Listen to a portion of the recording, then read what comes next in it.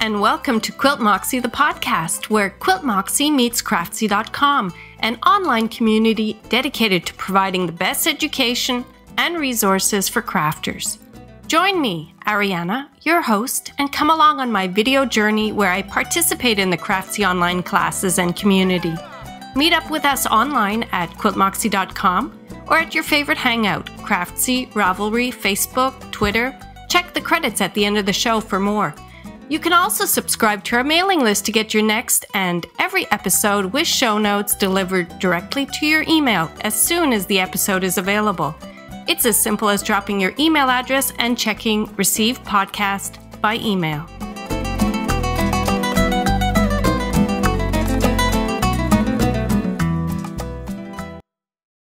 Hello everybody, welcome to episode 21, Custom Yoke Sweater. Today, in the gallery, Etsy. We're going to follow that with your Personal Craftsy Club for 2015, Custom Yoke Sweater with Amy Detjen, and I'm going to wrap it up by, yes, I've got my huge scissors, cutting the steek of the Top-Down Icelandic Sweater with Ragga Eiriksdottir. So let's get started in the gallery. Yes! Our Etsy shops are open. Yay! I'd like to thank Joyce for all her encouragement, her help. She's my #1 fan, and I'm her #1 fan. I just really enjoy working and collaborating with Joyce on our little Etsy experience. So you'll recall that Etsy does these fantastic zipper pulls, and she has done some zipper pulls for me. I hope the camera's picking this up properly. And they're done with resin. Now, I don't know exactly her process, but they're just amazing. Beautiful workmanship. And you'll notice that when you get to Joyce's Etsy shop, that she's got lots of stitch markers and zipper pulls to pick from, all sorts of stuff. In fact, I was watching her last podcast, and she was making these cute Fair Isle Christmas balls. So I'm wondering, is there a place in her Etsy shop for a Christmas in July sale? In any case, there's going to be more happening between Joyce and I. We're collaborating on something that we can do together, something that we can show off each other's products. So that would mean her stitch markers, her zipper pulls, and the project bags that I've been putting together. The last time I showed you some of the project bags that have a definite quilterly flair, and I'm continuing in that vein. You'll notice behind me the latest one that I've put together after the one that is going over to Joyce. Joyce had put in a custom order for her project bags. Thank you so much, Joyce, for encouraging me. And she has selected the Zen Frog, and she'll be showing that off on her podcast. So right now I cannot show it to you because he's on his way down under. What I didn't tell Joyce is that I did roll the fabric in a big mound of snow. So just to give that Canadian effect to her little froggy. So yes, stay tuned for Joyce's podcast when you get to see the Zen Frog. But behind me is the latest one that I've put into our Etsy shop, and I call him Namaste Frog. So let me just go and get him for you. So again, this is, whoops, can you see him? Is he showing up here? Yeah. So you can see another frog tie bag. This one has a drawstring, and on the back, again, a place for you to hang your stitch markers, zipper pulls, whatever. And there's something in this drawstring bag because what I didn't do this time was there's no interfacing. So it's a little bit floppy, and I stuffed it with my little cathedral window cubes. I'll show you those later on. But just to show you the inside of the bag, again, it's fully lined, And this time I've made it with one hanging pocket. So you've got the sunflowers on the inside and on the outside, so that our little Namaste frog can sit amidst the sunflowers. Okay, and I did pull out some of these little fabric cubes that I made to show off the cathedral window. Here's another one. Because I have finally launched the cathedral window Moxie tool in our Etsy shop. So for those quilters out there that have always wanted to do cathedral windows, and we're a little reluctant because the traditional way of doing cathedral windows is all by hand. I do have a sample which my son had brought home to me one Mother's Day when he was young in elementary school, and this is done 100% by hand. It's very heavy. This is truly the traditional technique of doing cathedral windows. It's all muslin and some fabrics here in the window portion. And so you can see that this is what the traditional pattern looks like. Now when you use our cathedral window Moxie tool, you can recreate this exactly. You don't have to go modern. But what I did do is I showcased a couple of options for you behind me in the gallery for you to take a look at, should you so desire. Here's the cathedral window Moxie tool that's available in our Etsy shop. So you can create a small quilt or a huge quilt, any size, by machine, by hand, whatever you like. So let me show you this huge cube, which was basically a whole bunch of my little samples, and I sewed them into a cube. The kids really love playing with this. So here you're going to see sort of a traditional looking cathedral window, except I've added lace. Yeah, so let's take a look at, okay, so this one here on this side is very traditional looking cathedral window, except this one is done by machine, and the borders here on the cathedral window is put down with hand stitching. With the cathedral window Moxie tool, you can do any shape if you combine it. For example, this one here is sort of a diamond shaped cathedral window. And then when you combine it, you can make these kite shaped cathedral windows. And you'll notice that all of where in olden days you could only do the two colors, you had the white background with the window, but now you can have a window red, a background blue, and your actual border here for the cathedral window a different color. The actual little window here is a different color. You can change every component of your cathedral window using this tool. And here I got a little bit modern, sort of, when you combine it. You can go a little modern. And here's some bow ties. Let me talk about the bow ties. So here's another modern sort of cathedral window look. This bow tie, it turns out that with the tool, there's a way to create a truly dimensional bow tie without having to do the dreaded Y seam or inset seam. There's no inset seam, and you won't feel any fabric behind here. This is really, as a quilter, you always like to have your 1/4 inch seam allowances. Whereas just to contrast that bow tie with this one, here you can see when I bring it to the camera, there's a little X because there's fabric underneath from doing this dimensional bow tie, which you do not have over here. This one is got 4 seam allowance behind it.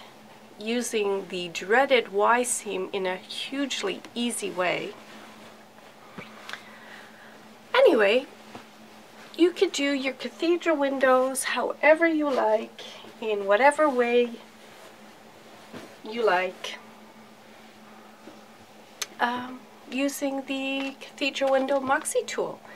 So I encourage you, if you're a quilter or you know a quilter who's been working on their own cathedral window, to give it a try. It's very easy to use and the results are very nice. Even in the back here, I'll show you. This is all cathedral windows. Here I have 3 different size cathedral windows. Here's one. Here's another size over here. And then the huge size. All of these are cathedral windows. So, and of course you can make yourself little cubes. Again, here's that tie that I was telling you about. That is created using the tool where you don't have any fabric bulk here in the middle. Very easy to do.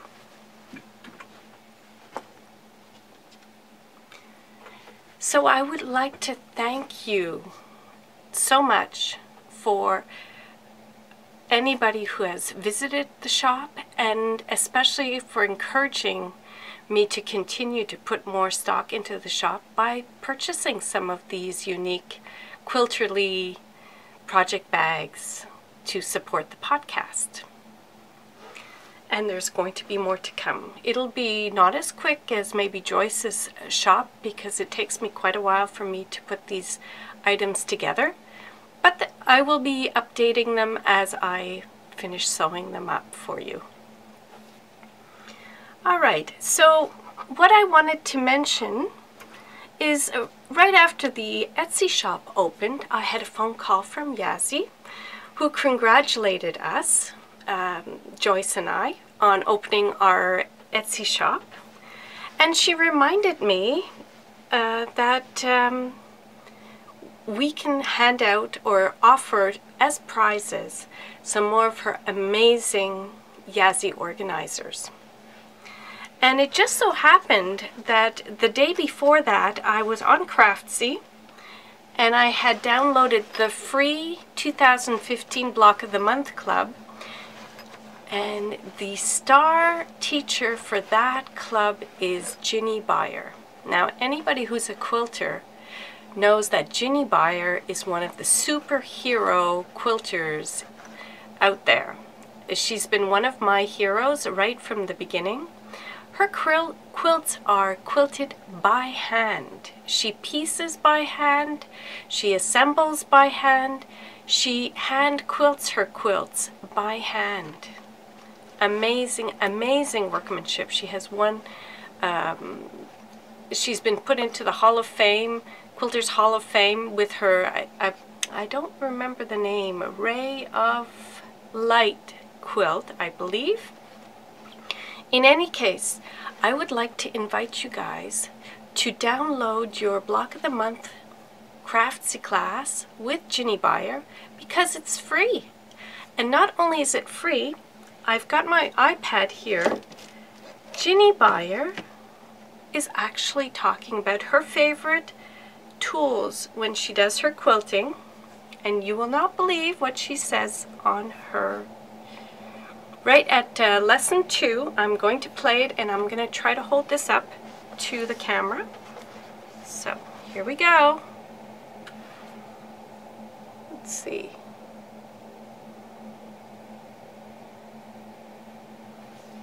Is it going to work?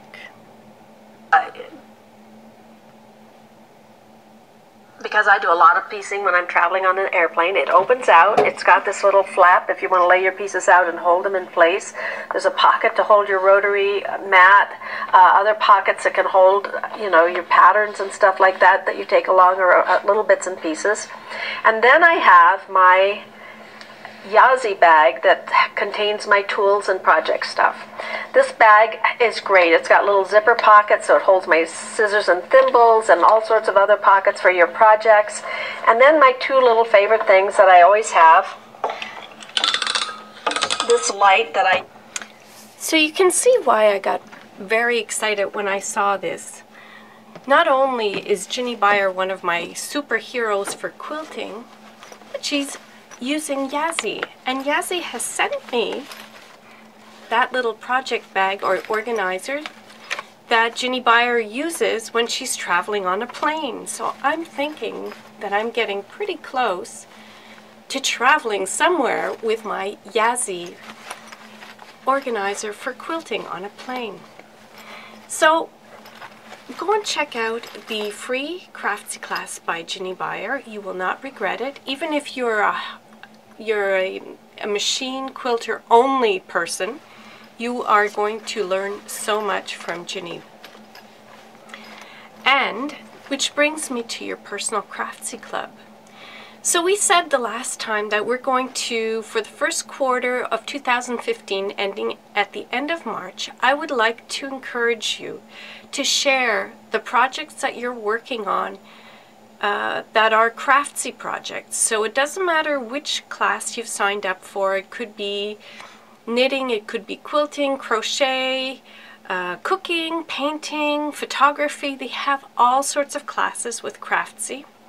It doesn't look like I'm going to get through that many of them because it does take quite some effort to actually go through the projects, which are so rewarding. And I'd like to encourage you to post and chat about the classes that you're taking on Craftsy. You don't have to do the Craftsy classes the way I do, like I'm going through each of the projects. Maybe you just wanted to do one project. That is fine. Post your finished project in the Craftsy, your personal Craftsy thread in QuiltMoxie the Ravelry Group. And I have two threads open, one for chatter, where you're just talking about what you're working on, etc. And the other one is when you finish any of the projects in any of the class, just post your picture. And each of these threads, we're going to be offering one of these amazing Yazzie organizers. So Yazzie has assured me that we can go ahead and offer the Yazzie organizer of your choice for giveaways. So this is just such a wonderful, wonderful prize. I cannot thank Yazzie enough. And on that note, I hope that somebody at Craftsy is going to contact Yazzie and have her offer her wonderful products to accompany the Block of the Month Club. When you continue watching Jinny Beyer, you will be amazed at how such high praise that she has for this wonderful product line that Yazzie.com has. So go and check out Yazzie.com. Go and post your finished Craftsy project in our chatter threads and our finished threads and be eligible for a prize of your own Yazzie organizer of your choice by the end of March. And yeah, I'm so delighted.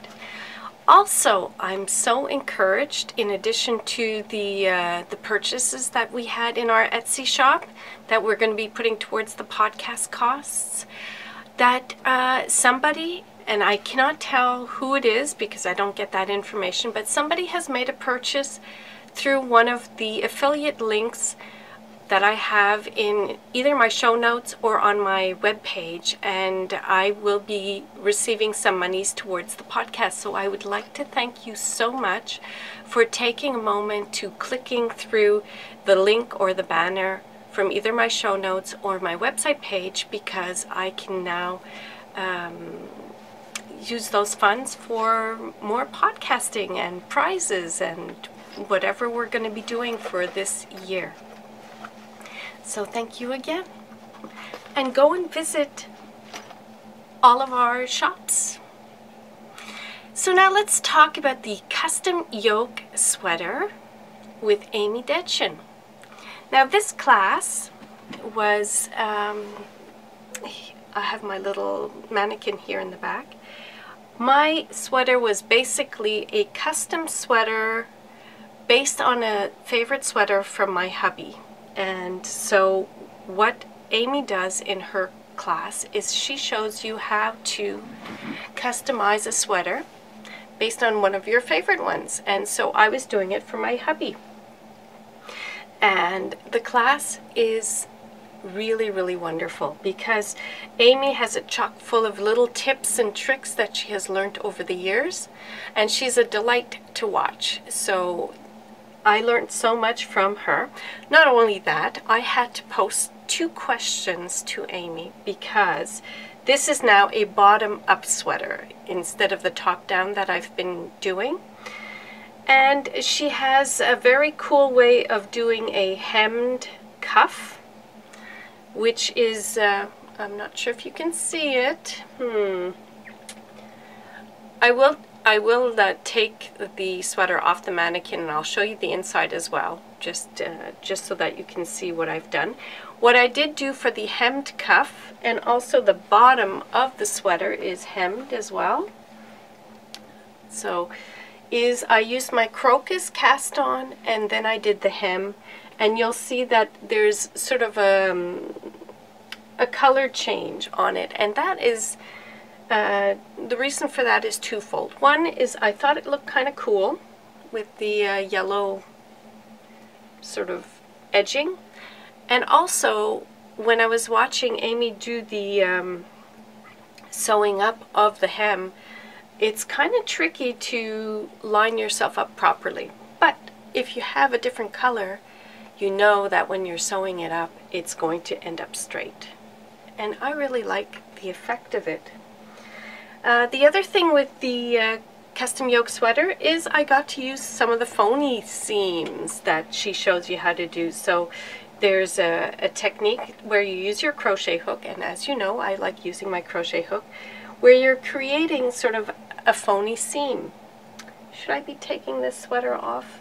I don't know if I can bring it much closer right now. And the phony seam is installed here on the sleeves and also on the side to give the sweater a bit of structure. What can I say? Okay. So I took my own advice from the last time. I've decided that knitting sleeves first was the way to go, and that's how I started this sweater. And I started doing the sweater based on the gauge that I got from doing the swatch hat, which my son is wearing.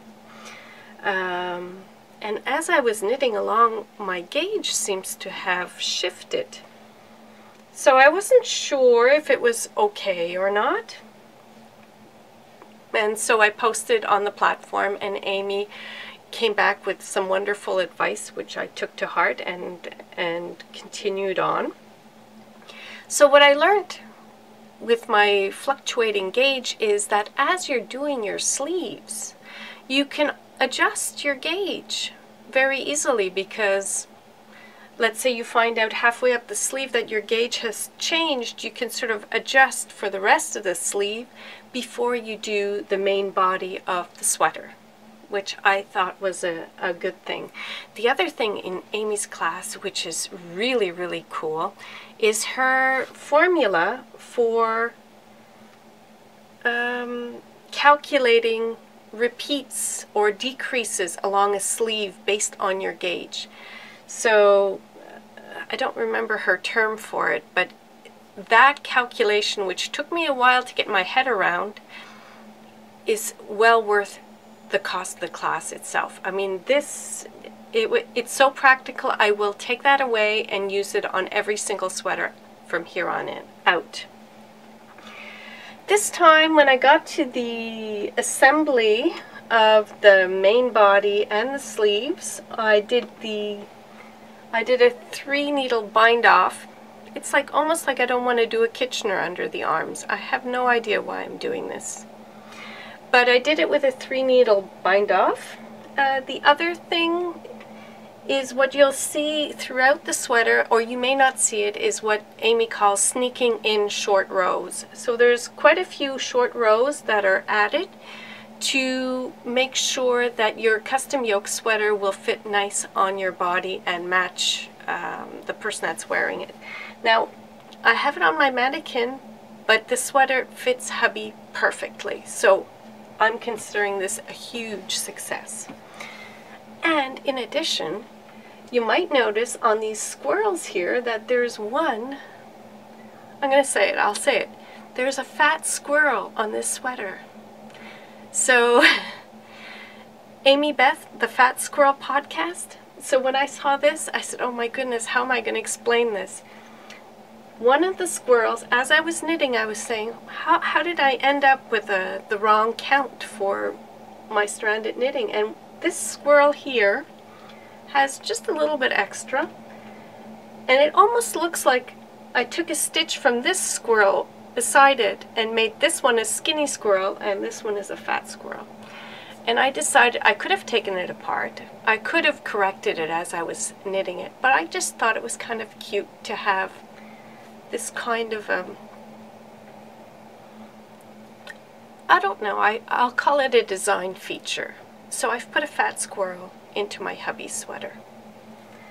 The other thing is, you might notice that on the top here where I did the ribbing around the neck, can you see that? It's red, and that's because I ran out of yellow. No big deal. I think it looks nice. I'll turn the mannequin around so that you can see a bit of the back, and it's on the back where you're going to see more of the short rows. You're going to notice here on the neck that this area is full of short rows here, and well, the whole sweater actually is a lot longer on the back than it is on the front.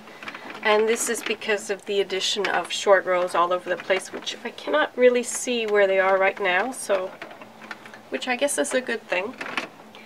What I'll do is I'll try to take the sweater off and show you the inside. Okay, so just a minute.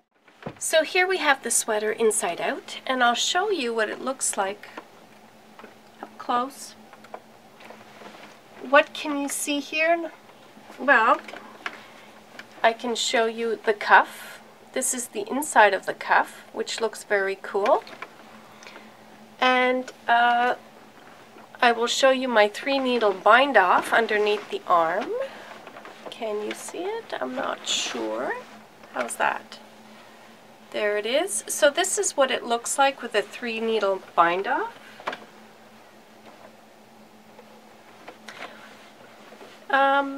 On the back, I think there was one change that I did do to the sweater, and I think it is over here, because I decided that my beginning of row was going to begin on the back, under the arm, instead of on the front of the sweater. So I sort of moved the jog area, which I cannot see which one it is. Where's the jog? I suppose that's good if you can't see where it is. Is it here?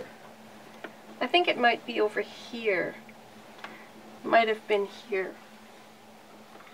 So I moved the jog to the back of the sweater, and then on the bottom you can see where I picked up on the yellow crocus cast on here, and I had the back of the bottom of the sweater hem in brown. And the only reason I picked brown was because I had a lot of brown. So there was no real thought to how the colors were going to go together. In fact, the squirrels on the front are not brown, they're black. So yeah, that's the custom yoke sweater. I'm hoping to get either my son or my hubby to model the sweater so that you can actually see how well it does fit. And I would like to thank Amy for getting back to me. I was a little bit stressed out when my gauge went awry, but no worries, because it just looks amazing. It really looks like a custom-made sweater. So I'm very, very pleased with this project. And I'd like to encourage you to check out Amy Detjen's custom yoke sweater on Craftsy. So let's talk about our top-down Icelandic sweater. I'm going to change the mannequin so that we can get ready to cut the steek. So stand by just a second. So the moment that we've been waiting for, at least I've been waiting for, I'm looking forward to cutting the steek. I've set up our Namaste frog just in case some of you guys need to look away while I do this. Now I do have a small scissor, but if you've been here before with me where I cut the Crazy Lace cardigan steek, you know that I love using a large scissor.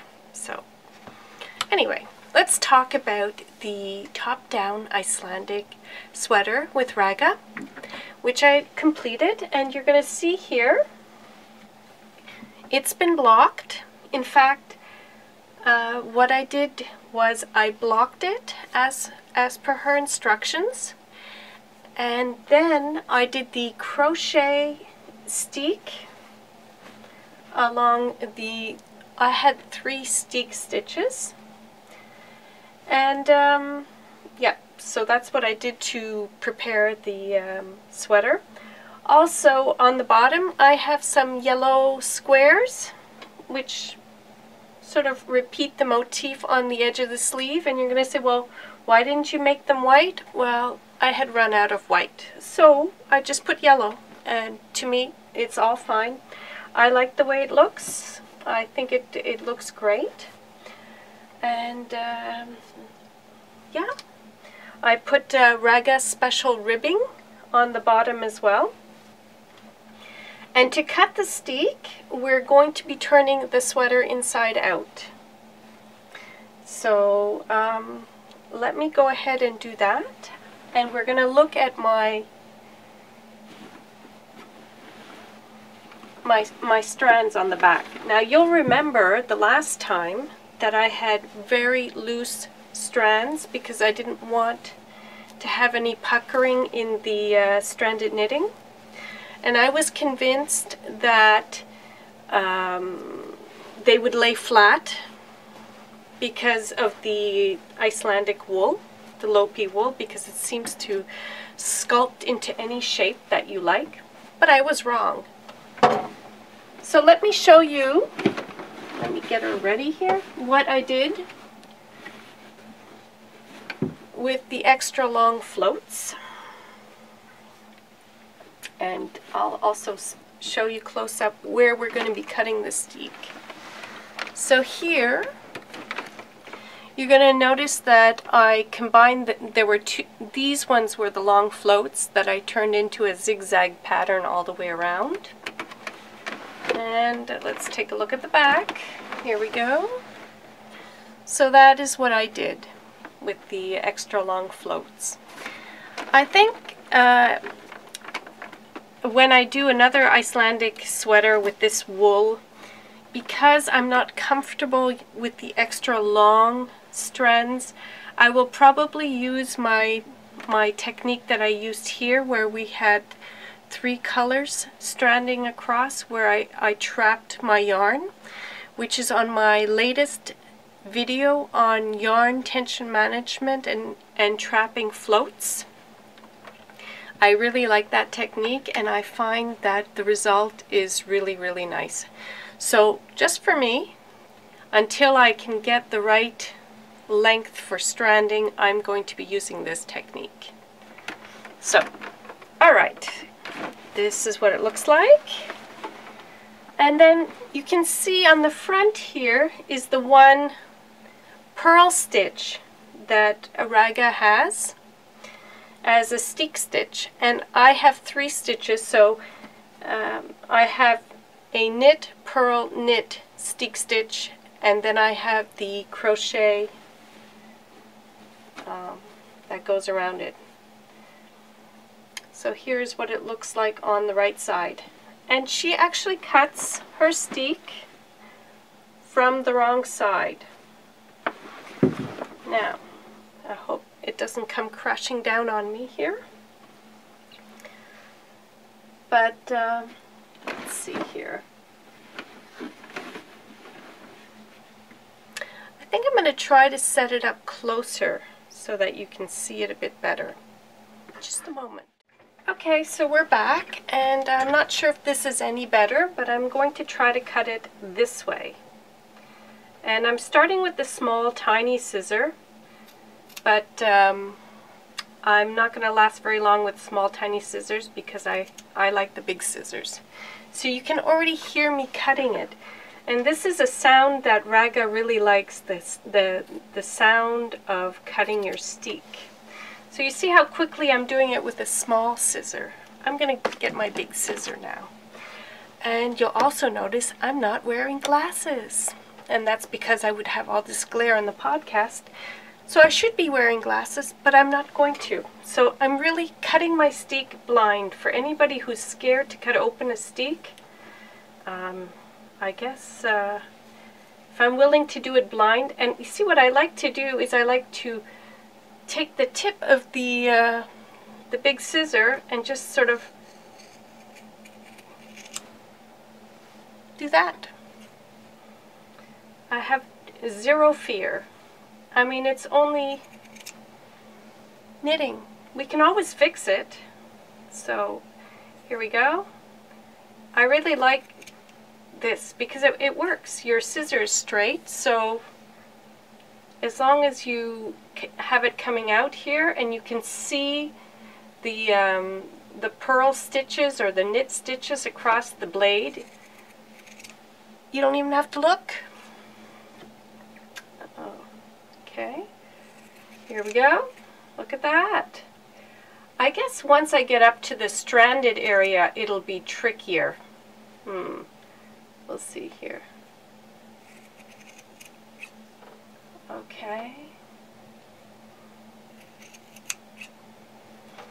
So I prefer steeking sweaters. Now, I guess the Lopi wool, you can't really undo it because it's so sticky anyway, so you may as well cut it.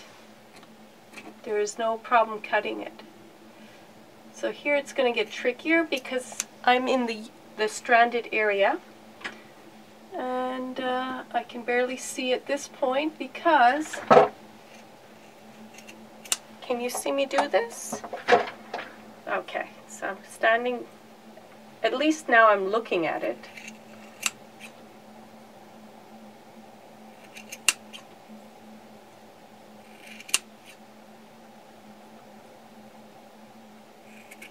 There, we're done. It's been cut open. Okay, now let's look at it. So you're going to see that the cut edge has a tendency to fall back, showing the crochet steek area. So what remains to be done on this sweater is to put in a band to cover your steek, or a ribbon. So I noticed in my quilting fabric I had this sort of fabric, and I'm thinking it makes sort of a nice combination. I'm wondering if I can go ahead and use fabric instead of a ribbon. I don't know if anybody has any opinions on that, and maybe I'll even post on the platform to see what everybody thinks about using fabric instead of a ribbon to put down. Oh, I can't wait to see what it looks like with the buttons and the ribbon or the fabric on the back. So I'm so glad that you came to join me today and hear about our huge Etsy success, and I'd like to invite you guys to come back next time, where we continue with our Craftsy Club 2015, our Etsy club with our wonderful stitch markers at Aussie Yarning and Quilterly project bags, and of course the Cathedral Window Moxie tool that's now available. And hopefully I will have my Top-Down Icelandic Sweater completely complete, and I'm not sure which sweater class I'll be doing next, so come and join me next time and we'll both find out. Take care, à la prochaine!